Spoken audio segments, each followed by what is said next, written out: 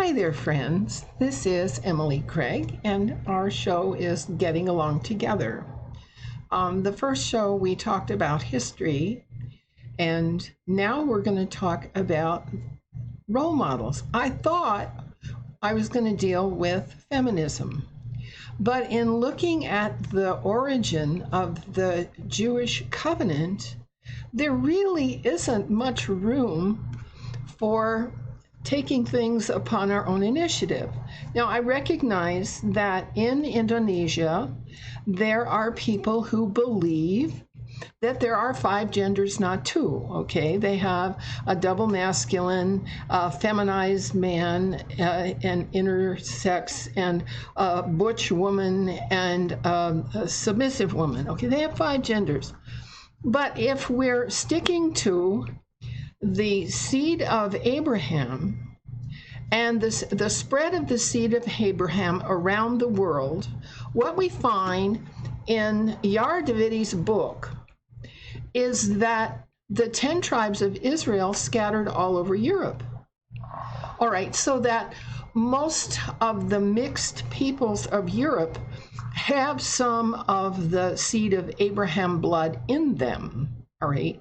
And so the problem between Jews versus Gentiles becomes very fuzzy. And this is what I actually experienced in my life because I was brought up in a culturally Jewish home, and I was brought up as a goy, a Gentile, and now come to find out after midlife that I'm part of the Abrahamic bloodline too.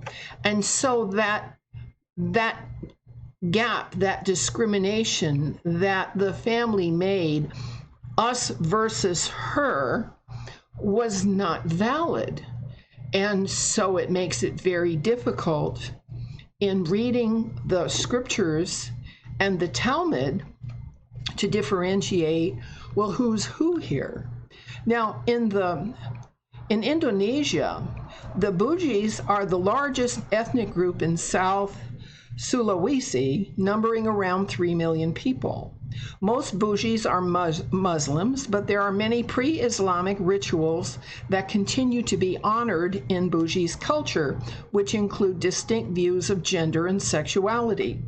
Their language offers 5 terms referencing various combinations of sex, gender, and sexuality: female women, male men, female men, male women, and transgender priests. Notice the transgender or the androgynous people seem to have more privileges than the ordinary people. But if we go to our scriptures and look at the covenant of Abraham, there is no such construction. You are either one or the other. You're either a man or a woman.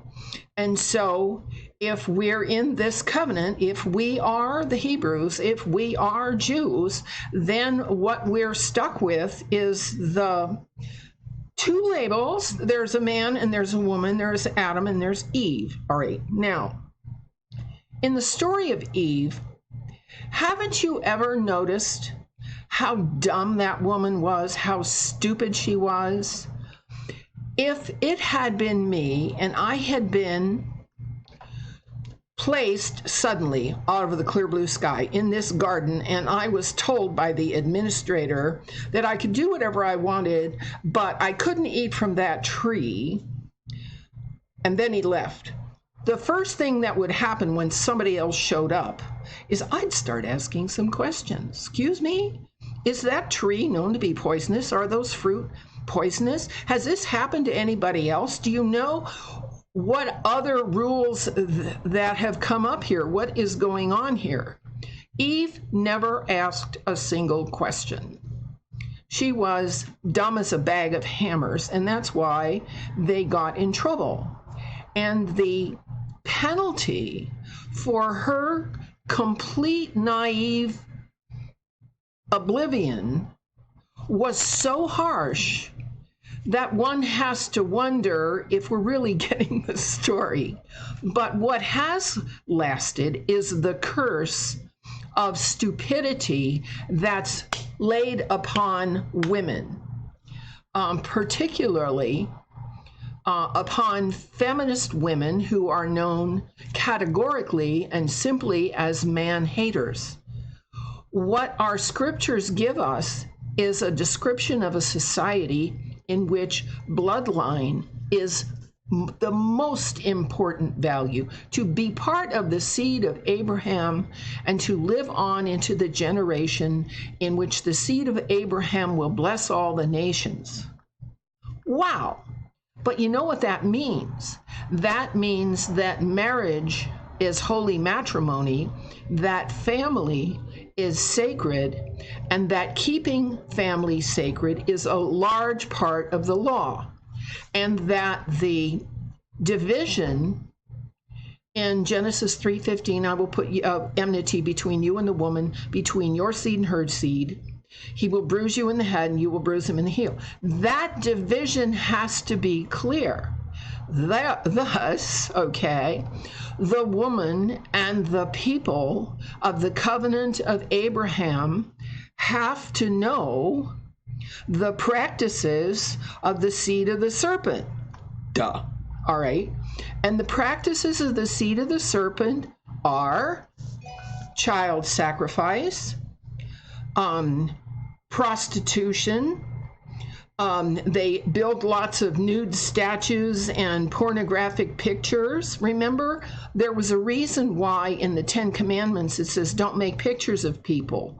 Well, one of the things that the imperialists do, and the seed of the serpent always does, is get into porn and sexual pictures of people, all right? We weren't supposed to do that. Psalm 105 says, O ye seed of Abraham, his servant, ye children of Jacob, his chosen. Now, what makes even this a little more complicated is what happened to Jacob's stone of scoon, the pillow that Jacob slept on when he dreamed of the stairway to heaven, okay? In 583 BC, after Jerusalem was sacked, the prophet Jeremiah took King Zephaniah's 2 daughters and Jacob's pillow, which is called the stone of scoon, and they went where? They went to Tara, Cork County, Ireland, where they set up a branch, of the royal house of David in Britain, and it has persisted to this day because Columba took it to Scotland, and then Edward I brought it down to London. That branch of the crown of David, the throne of David, exists to this day in London. And it's quite corrupt. You know that, and I know that. It's very corrupt because it's been limping onto opinions, and you know how God does not like limping onto opinions. Joel 3:17, then you will know that I, the Lord your God, dwell in Zion, my holy mountain. Well, where's that? Where's that? We're not given directions to Zion. Isaiah, 41:7. Let me get back here.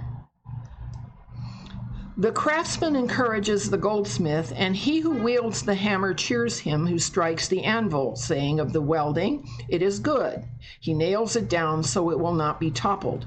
But you, O Israel, my servant Jacob, whom I have chosen, descendant of Abraham, my friend, brought you from the ends of the earth and called you from its furthest corners.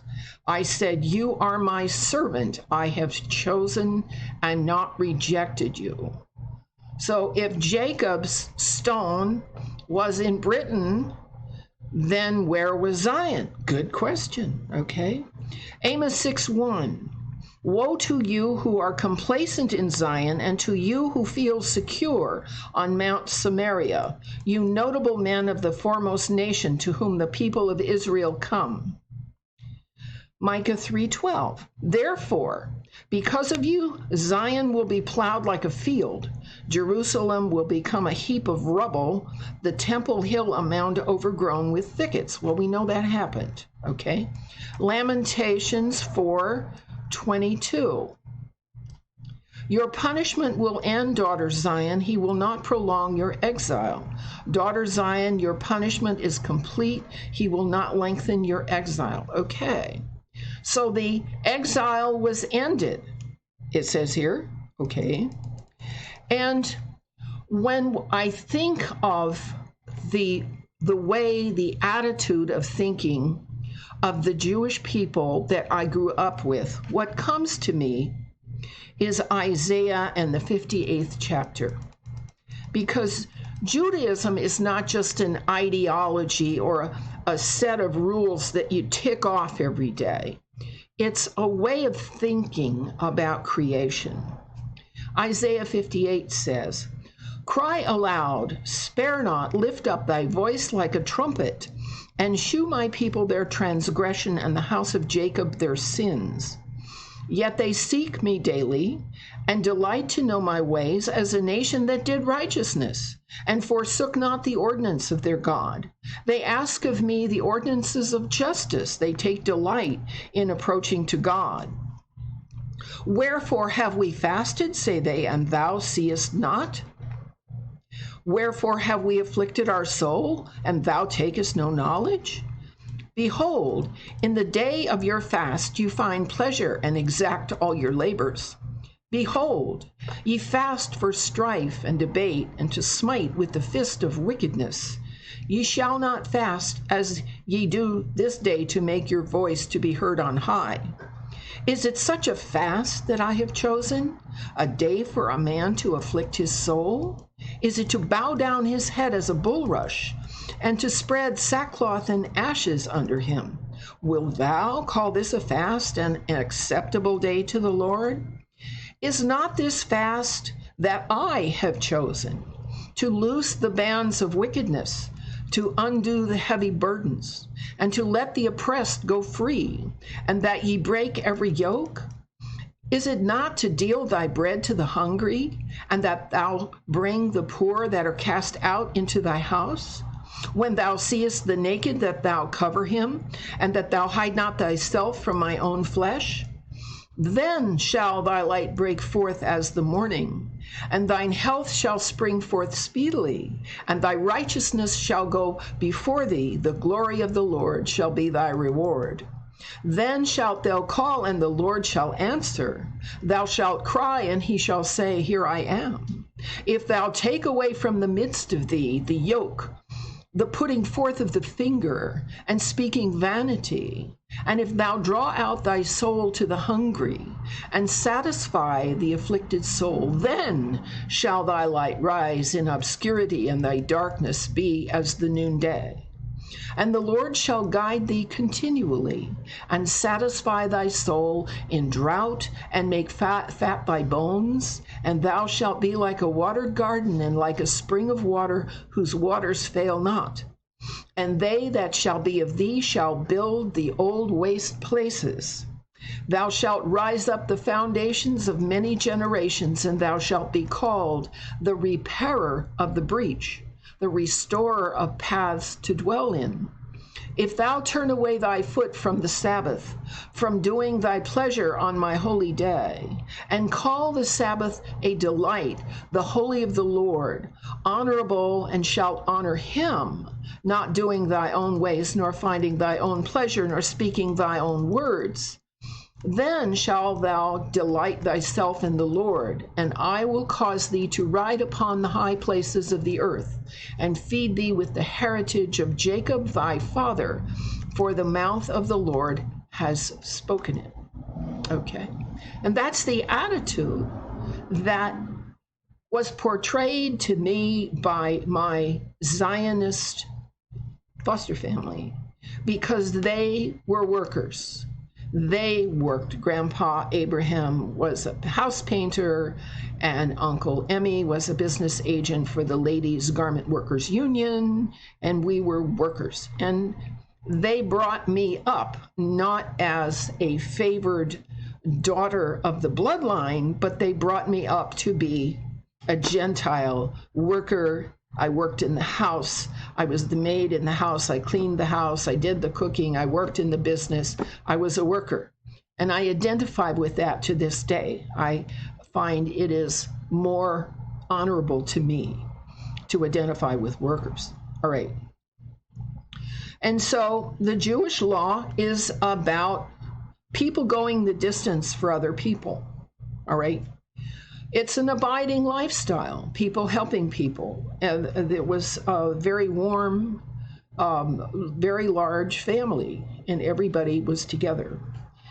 Exodus 19:5, therefore, if you hearken to my voice and keep my covenant, you shall be my special possession, dearer to me than all other people. Though all the earth is mine, you shall be to me a kingdom of priests, a holy nation. What we know is we don't know the boundaries of the seed of Abraham. And this makes it difficult to pick out who are the Gentiles and who are the Hebrews. And I'm going to leave that problem to you to figure out, because they sure got it wrong in my case. All right. On the contrary, because you did not serve the Lord your God joyfully and with gladness of heart for the abundance of everything, therefore you shall serve your enemies, whom the Lord shall send against you in hunger and thirst, in nakedness and lack of everything. He will put an iron yoke on your neck until he has destroyed you. That's Deuteronomy 28. All right, and we know that happens, all right? And in Proverbs 14, it says, a quick-tempered person does foolish things, and the one who devises evil schemes is bad. And the reason I put this scripture in here is because I'm also including a page of quotes that I found online that are attributed to the Talmud. Now, the Talmud was written down in Babylon, and Babylon was the empire, and Babylon had the characteristics of the seed of the serpent. And we're going to look at some of the things the Talmud says, and we're going to see whether they are part of the Jewish lifestyle or whether they're actually advocating something else. One thing Rabbi Israel, Rabbi Chaspar, and so forth said, the teachings of the Talmud stand above all other laws. They are more important than the laws of Moses. Well, that doesn't sound very Jewish to me. Here's a few more quotes from the Talmud. It is more wicked to question the words of the rabbis than those of the Torah. Mishnah Sanhedrin 11:3. Quote, to communicate anything to a goy about our religious relations would be equal to the killing of all Jews, for if the goyim knew what we teach about them, they would kill us openly. Well, as you're going to see in the references I make to the law itself doesn't say anything bad about strangers or foreigners or other people. So there's no we, they, us versus them mechanic in the law itself. Quote, a Jew should and must make a false oath when a goyim asks if our books contain anything against them. Wow. That polarization is also called doublespeak, and it's not in accord with the Golden Rule. The Jews are human beings, but the nations of the world are not human beings, but beasts. That's Saba Messiah 114.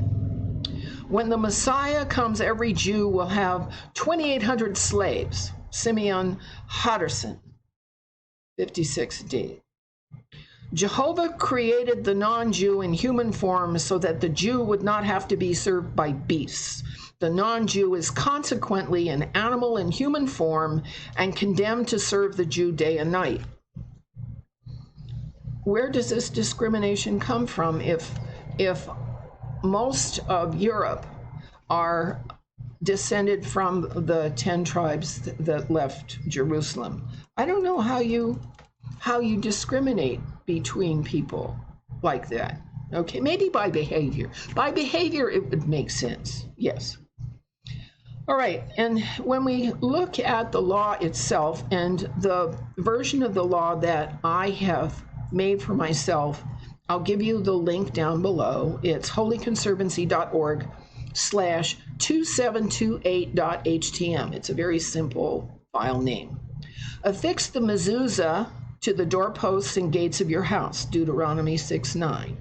Fulfill whatever you utter, Deuteronomy 23:24. Let your yes mean yes and your no mean no. Confront problems, reprove your wife or children, but do not sin, Leviticus 19:17. Remember the Shabbat to keep it holy by rest and reflection, Exodus 21:8, Deuteronomy 6:12, Leviticus 26:40, Numbers 5:7, Psalm 32:5. Hey, the Sabbath is important.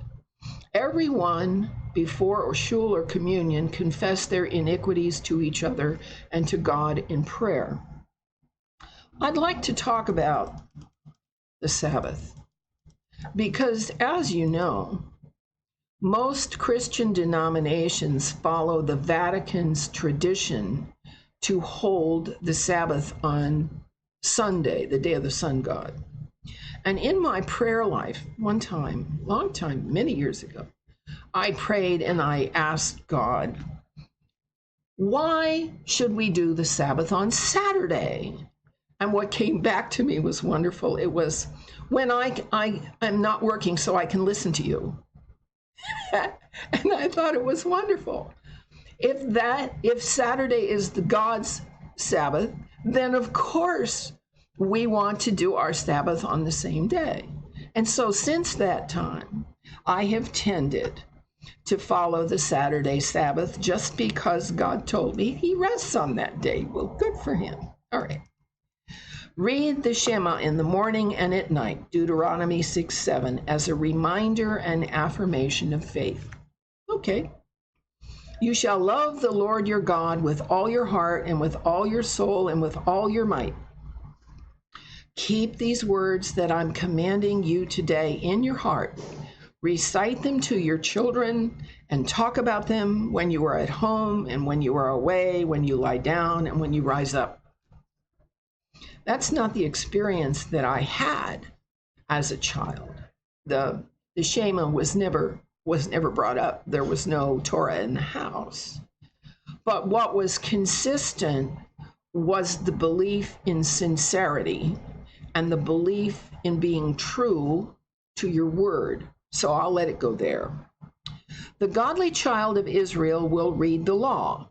It shall remain with him, and he shall read it all the days of his life, so that he may learn to fear the Lord his God, diligently observing all the words of this law and these statutes, neither exalting himself above other members of the community, nor turning aside from the commandments, either to the right or to the left, so that he and his descendants may live long in Israel, Deuteronomy 17:19.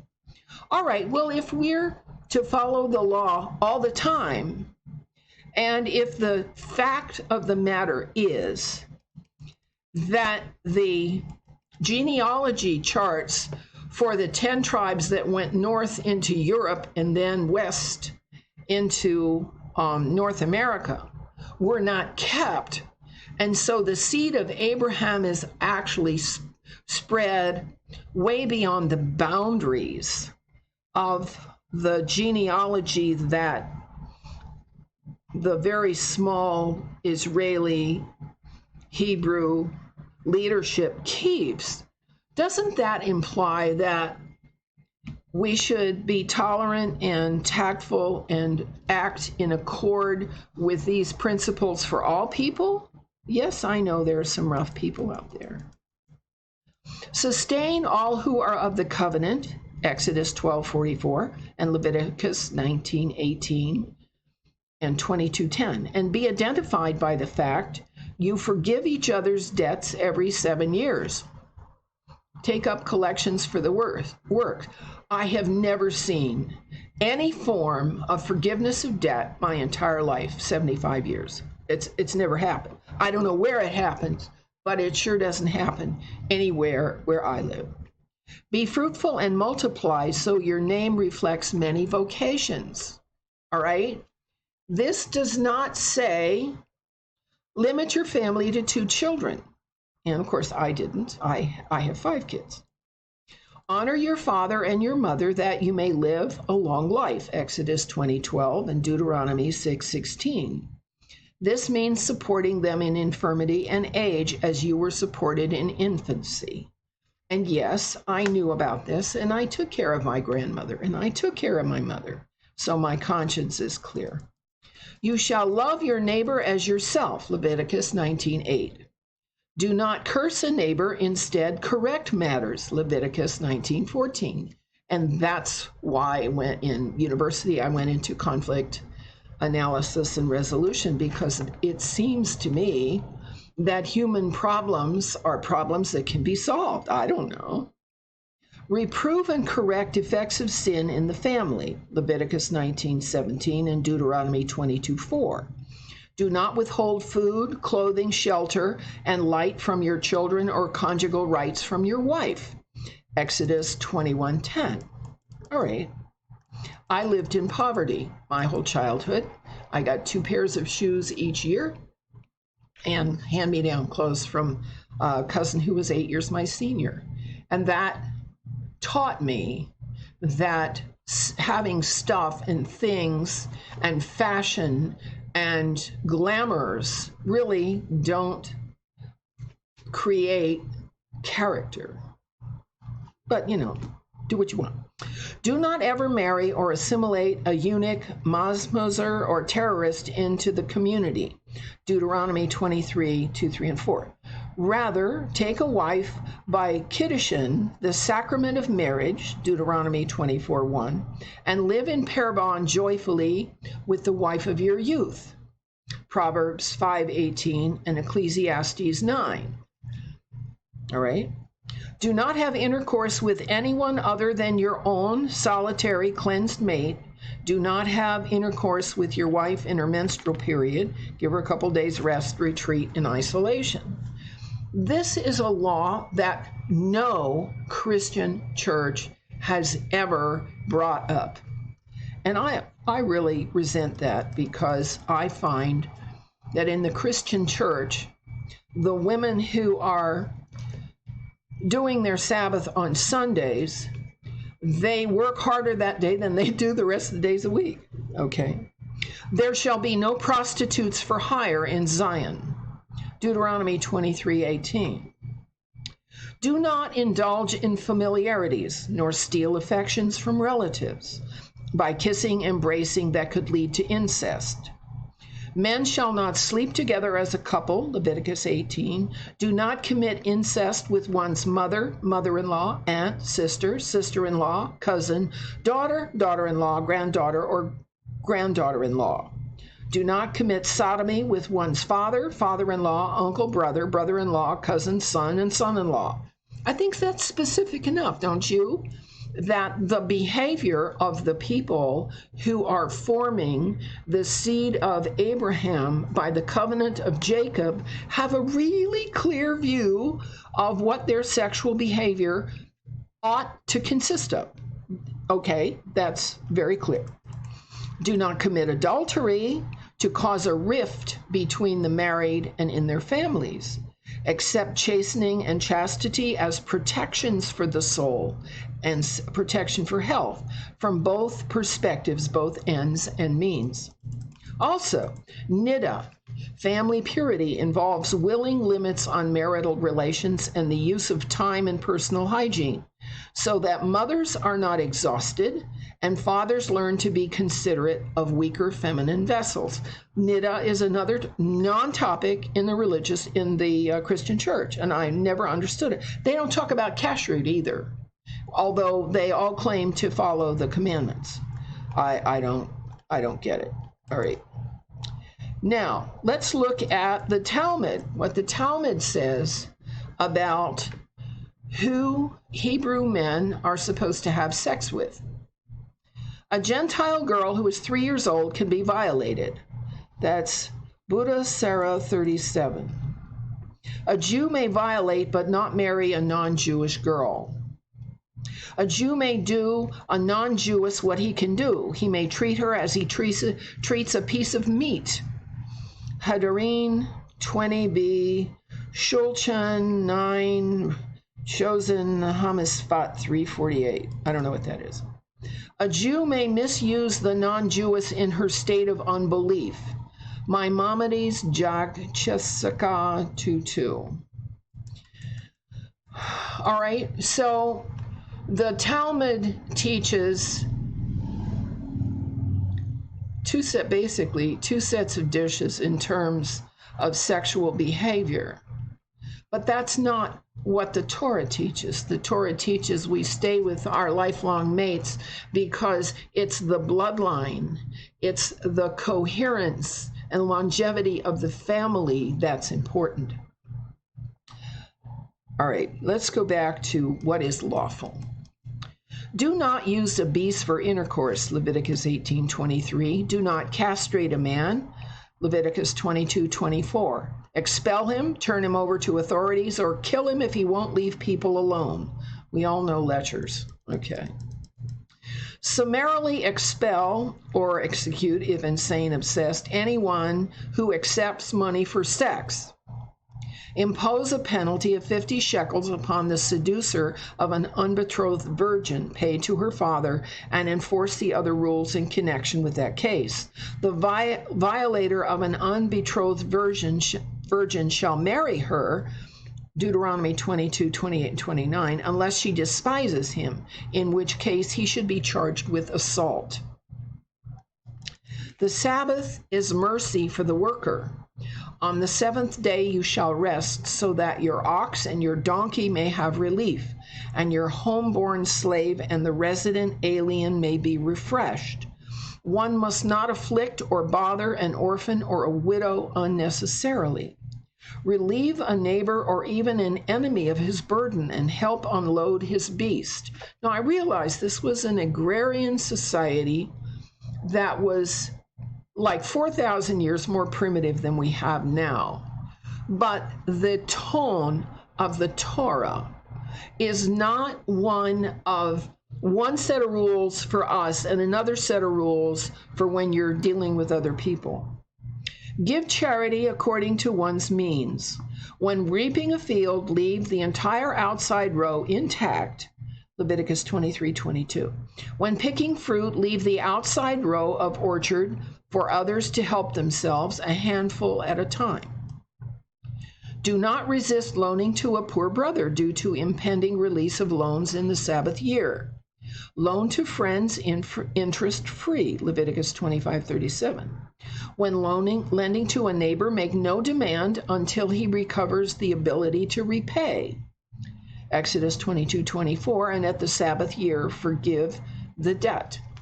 In the United States, which ostensibly was organized in law according to common laws that are patterned after these laws in the Torah, there has never been a provision for forgiving debts. And so literally everybody in this country are debt slaves. And I have a problem with that. I don't think that that's appropriate. That isn't what God gave the laws to prevent. Let everyone work together and cooperate, Leviticus 19:13. Deal judiciously with helpers in accordance with laws appertaining to them. Don't institute slavery where there is none, Exodus 21:2-9. Pay wages to the helper at the due time, Deuteronomy 23:25. If a faithful one places themselves in service to obtain a loan, that is their matter, Leviticus 25:42. Where slavery already exists, do not allow anyone to be sold out of the loop or handed off to idolaters. Remember, one who sold himself into slavery must be set free for the Jubilee. I've never seen that happen. Do not surrender nor wrong a slave who fled to Zion to his cynical owner who lives outside. Okay. Do not marry nor allow your children to marry unknown, untested characters. Deuteronomy 7:3. Keep an outsider in community as long as he remains lawful. Leviticus 25:46. Ban and exile those who violate the law. Do not exclude other ethical peoples or races from the community after they have lived 3 generations in peace. Thou shalt not steal. Thou shalt not covet, exact, demand, or confiscate what belongs to anyone else, not yours. Exodus 20:14-17 and Deuteronomy 5. Do not swear falsely in denial of another's property rights, Leviticus 19:11, or human rights. Purchase what you want or leave it alone. To go on about outsiders and foreigners. Children that are born to the 3rd generation of law-abiding aliens in your midst may be admitted to the assembly of the Lord. Deuteronomy 23:8. Fathers may not be expelled for the sins of their children, nor children for the sins of their fathers. Deuteronomy 24:16. Do not rob by violence, Leviticus 19:13, or grab and retain what is not yours to have. Do not rob by lies, tricky deception, or fraud, Leviticus 19:13, Deuteronomy 26. Ensure that scales and weights are correct and accurate, and that's in Leviticus and Deuteronomy all over the place. Do not do anyone wrong in buying or selling. Use standard measures, not 2 sets of measures, one for the brother and one for the foreigner. See, now we're getting into this us versus them mentality. This is despicable. Treat the stranger fairly, quid pro quo, in buying and selling, Exodus 22:20. Exact financial transactions among outsiders, but do not take part in usurious prime rate transactions, neither as a surety, nor as a witness, nor as a writer of the bond for anyone. Lend to an outsider at favorable, not usury rates, so your name will not be accursed. Treat the alien who resides among you no differently in all ways, for you were once aliens. Do not give occasion to simple-minded to stumble or sin. Do not gloat or boast over brothers, or revile weakness or deafness, nor place a stumbling block before someone who is blind. Do not bear false witness, nor gossip. Rather be listening for truth. Wrong no one in speech. Do not repeat a false report, nor side with the many in perverting justice. Do not libel, slander, gossip, nor carry tales, Leviticus 19. All right? And that is what I learned from my own copy of the law. All right? But then there are these quotes from the Talmud, which was written in Babylon under the imperial auspices of the Babylonian seat of the serpent. And this is what the seat of the serpent says. A Jew is permitted to rape, cheat, and perjure himself, but he must take care that he's not found out, so that Israel may not suffer. And that is Shulchan Aruch Jordia. A Jew may rob a goy, that is, he may cheat him in a bill if unlikely to be perceived by him. Quote, if a goy wants a Jew to stand witness against a Jew in a court of law, and if the Jew could give fair evidence, he is forbidden to do it. But if a Jew wants a Jew to be a witness in a similar case against a goy, he may do it. Salkan 9 Ruch shows in Hasispat 28. I don't know what that means. Those who do not confess the Torah and the prophets must be killed. Who has the power to kill them, let them kill them openly with the sword. If not, let them use artifices until they are done away with. I remember there's this commandment that says, thou shalt not murder. Has that somehow left the building? Thou shalt not murder, okay? Quote, All property of other nations belongs to the Jewish nation, which, consequently, is entitled to seize upon it without any scruples. An Orthodox Jew is not bound to observe principles of morality towards people of other tribes. He may act contrary to morality if profitable to himself or to Jews in general. Honest to God. Tell me if that's not in the Talmud. Should a Jew inform the Goyish authorities that another Jew has much money and the other will suffer a loss through it, he must give him remuneration. How to interpret the word robbery? A Goy is forbidden to steal, rob, or take women slaves from a Goy or from a Jew, but a Jew is not forbidden to do all this to a Goy. Tosifta, Bada, Zera, whatever. All right. On the house of the Goy, one looks as on a fold of cattle. Tostefa, or Ribbin, VZZ. Okay. At the time of the Kol HaMoed, the transaction of any kind of business is forbidden, but it is permitted to cheat a Goy because cheating of Goyim at any time pleases the Lord. This is all Talmud stuff. All vows, oaths, promises, engagements, and swearing, which beginning this very day of reconciliation till the next day of reconciliation, we intend to vow, promise, swear, and bind ourselves to fulfill, we repent of beforehand. Let them be illegalized, acquitted, annihilated, abolished, valueless, unimportant. All right?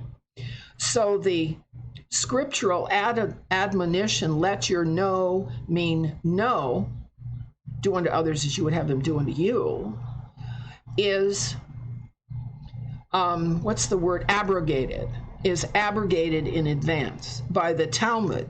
You think that's what God wants? You really think so? Our vows shall be no vows and our oaths no oaths at all. Sulkan Ruch edit 136. The Jewish Kol Nidra, all vows, has been set to a morbid Jewish tune and is often heard on the radio. It is sung as a chant at each Yom Kippur. Right? Jews are strictly forbidden to cheat their brothers, and it is considered cheating already if 1/6 of the value has been taken away from him. Whoever has cheated his brother has to return it to him. Naturally, all that only holds toward the Jew. To cheat a Goy, he is permitted, and he is not permitted to return to him what he cheated him out of, because the Bible says, thou shalt not cheat thy next brother, but non-Jews are not our brethren, so as mentioned above, worse than dogs. Okay? So, okay, that's my experience. I was never treated as a neighbor, but I belong to the bloodline of Abraham in my DNA. All right? And so you understand this book that shows that there are a lot more Jews in the world, the seed of Abraham, than Israel wants to own up to, is a problem. Do not slay anyone, nor cause wrongful death, nor kidnap anyone, Exodus 20:13, taking them where they do not want to go. Deal with a beautiful woman in distress, or war with respect. Do not sell her, do not degrade her to the condition of a bondwoman, Deuteronomy 21:10-14, or worse as the nations do. Okay, that's what the that's what the Torah says. But here is what the Talmud says. If a Goy kills a Goy or a Jew, he is responsible, but if a Jew kills a Goy, he is not responsible. Tosefa 9 Boda Zah. Okay. Quote, it is permitted to kill a Jewish denunciator everywhere. It is permitted to kill him even before he denounces. Shuachan Kuruch. I can't read it. Thou shalt not do injury to thy neighbor, but it is not said, thou shalt not do injury to a Goy. Mishnah Sanhedrin 57. When you go to war, do not go as the first, but as the last, so that you may return as the first. 5 things has Canaan recommended to his sons. Love each other, love the robbery, hate your masters, and never tell the truth. Okay. And so there is a difference in ethos between the Torah and the Talmud. And the people of the Torah have spread, they were the Celts, okay, the Jewish, this Torah lifestyle, way of thinking, sincerity and honesty, spread in the Christian denominations, okay, so that some denominations are known for their negotiating ability. The Quakers and Mennonites are known for their skills in terrorist negotiations and conflict resolution. Okay. There are groups of people who are following the Torah in terms of its demand for honesty, sincerity, and truth-telling, and quid pro quo, and tolerance of other people among Christians. There are some. And then there are others who, like the seed of the serpent, simply follow along with the Babylonian traditions of the Vatican. Let me get this book out.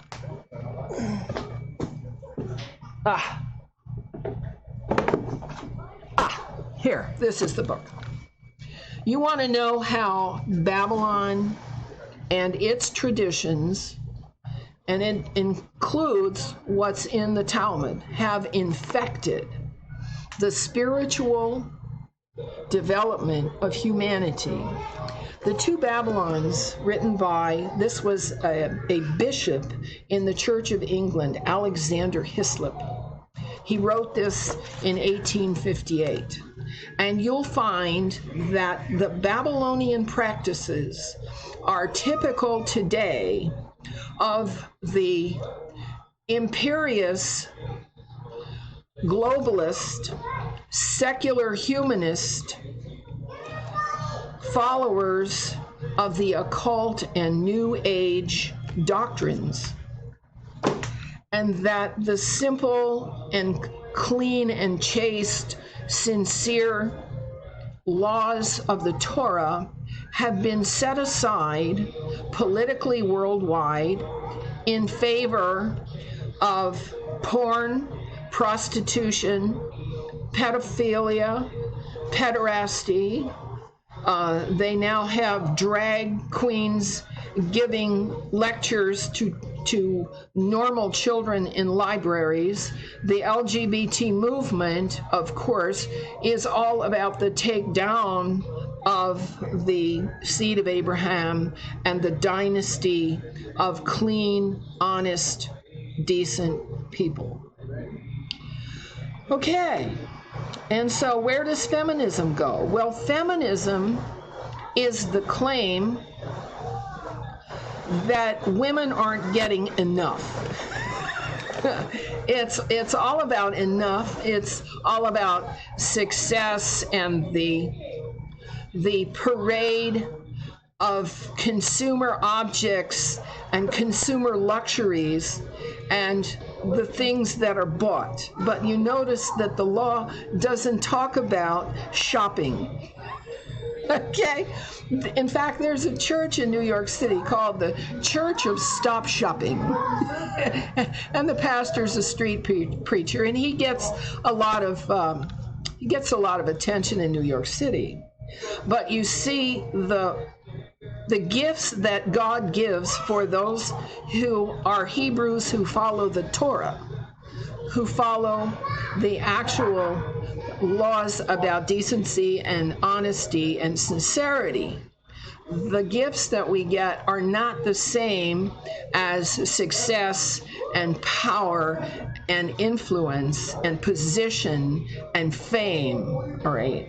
In order to get those gifts, you have to follow the seed of Satan. And that's what you notice is true, okay? How many of the actors and actresses in Hollywood are avowed Satanists, okay? You know, there's a cannibal restaurant in Los Angeles today where you can order human meat on the menu. I mean, that's how disgusting it has become. And the nest of Satanist rituals and practices that has blackmailed leaders and the well-to-do and the 1%, they control the values of industry. And this is why, okay, medicine is a profiteering opportunity. Big pharma is a profiteering opportunity. They even say that, okay. War is a profiteering opportunity because Satanism and the Talmud ethos affects all the leadership around the world. And this is why those of us who follow Torah and who are the real Hebrews, okay, need to pray for the downturn and the overthrow of the seed of the serpent, which is commercialism, maritime admiralty, universal commercial codes, administrative codes. These are all law codes that give no reference and no accountability to God and the creation and the human rights and the rights to life of any of the people, not to mention the animals or the ground or the land itself. All right.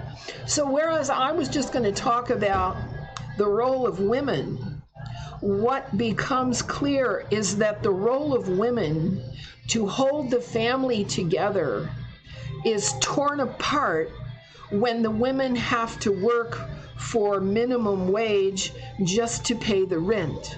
And the children are latchkey children. I was a latchkey child. I was left alone all the time. And because I was slow, I tended to meditate and get quiet. I was an only child. I got quiet and I listened and I realized things as a child. I was a very, people commented all the time about the wisdom that I expressed as a child because I was alone all the time and I was listening for guidance all the time. I wanted to learn. I wanted to grow up to be somebody that God would put up with me, that he would let me live. He would let me be okay.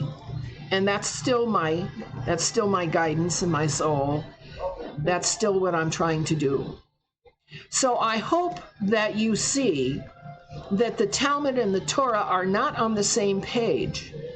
The Torah's rules are causes and effects. When you do a good thing, you should get a good outcome. When you don't do a harmful thing, you should get a good outcome. When somebody does harm, they need to be disrupted, corrected, and put back on the road to doing the right thing. That is how you describe justice. And fairness is everybody getting a crack at justice. But that's not how our world is working now. Our world is working according to the seed of the serpent. And the seed of the serpent is commercialism, and it's consumerism, and it's fame, and it's glamour, and it's success. It's not sincerity and relationships and devotion to principle and devotion to service. And what I found in my Jewish family was that service is the most fun of all.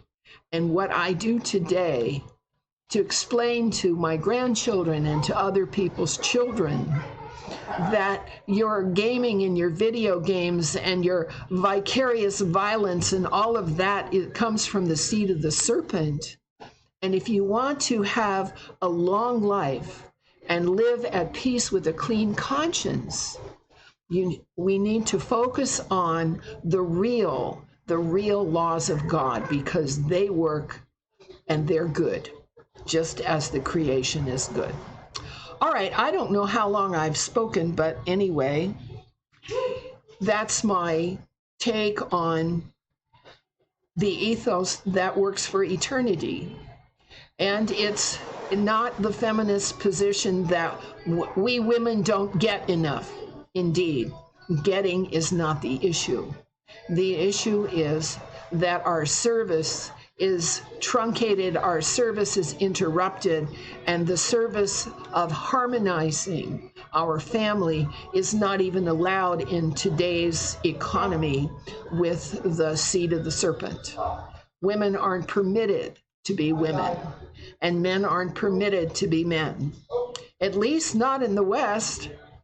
So here's hoping that leadership is going to see the people rising up and saying no, no more. I have to notice on YouTube there's a flurry of frenzy of activity about the problem of narcissism, okay? And narcissism in the eyes of the seed of the serpent is anybody who dares to have any certainty about what's true. And for those of us who follow the laws in Torah and the principles of do unto others as you would have them do unto you, and let your no mean no, and those intentional principles, you better believe we are all categorized as narcissists. And that's just how it is in the world of the serpent and his seed. So this has been Emily Craig, and thank you for putting up with my old ways. I'm not with it, but I hope that this little talk has been helpful to you, and we'll see you maybe next week. Bye-bye.